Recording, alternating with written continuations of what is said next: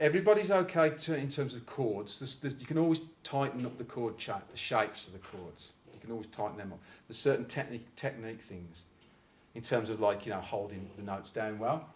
But you can do basically that. You can do that yourself, because occasionally you just play your chord across. Just when you say, I'll play a chord this time, instead of playing it in a song, just play it to hear what the sound is. Yeah, like and it's like, make sure the notes are ringing, and make sure you get it right, because that's the reference for your ear.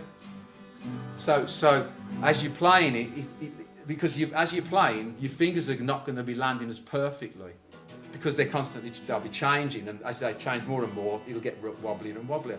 So, but as you hear this, you should still try and maintain a certain level of sound consistency with just the perfect chord as you can play it, a G, and I can't emphasise how important it is for you to have an idea of what the best chord you could play, the sound is of the best chord.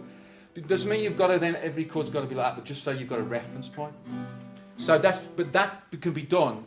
That's something that if you play for 20 years or 30 years, you'll still notice. I play C better now than I did 10 years ago. You know, and you'd go, well, I'd have settled for that. Well, yeah, you played it 10 years ago. So but you know, it just naturally evolves. You know, and the other thing is if you strum too much,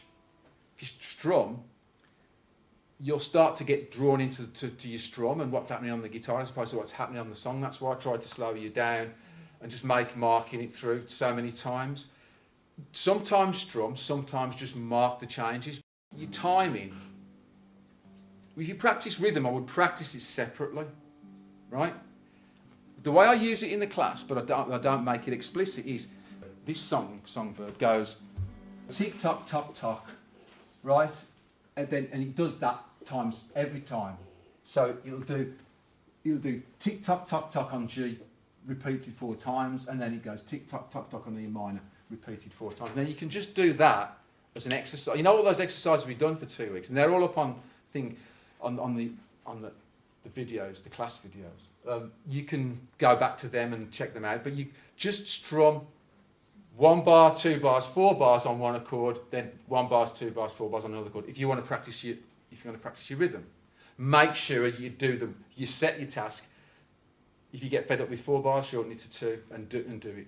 And you don't need to do too many, but you'll do it until you notice it going out, until your changes start to break down or anything else like that. And you'll get a sense of a song, where you get a sense of rhythm. But I would more, when you play a song, I would use what's called the slow pulse, which is the speed at which the ticks go past. So it's like tick tock tock tock, tick tock tock tock, tick tock tock tock, or even double that, and you go tick tock tock tock, tick tock tock tock, tick tock tock. Just some regular thing through the song, so that you can listen to the song more. Because if you combine listening to the song when you listen to it without your guitar, you're trying to hear where the changes come. And they're very clear, but only if you open up a channel for them to hear those things. So the less you have to do on your guitar, the more you can actually concentrate then on the record and see what's going on. Do you see what I mean? That's really the way to progress.